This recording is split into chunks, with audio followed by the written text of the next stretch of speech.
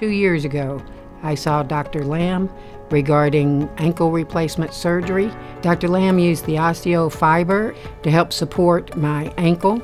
It's not real metal, it's not titanium, it's not the usual orthopedic type implant.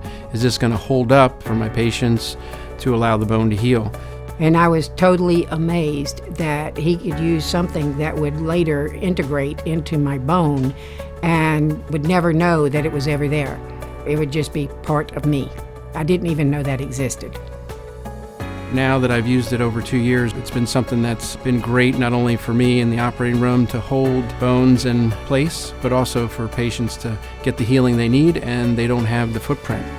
This has been a great alternative that allows us to treat patients even more cutting edge than in the past. I was really impressed.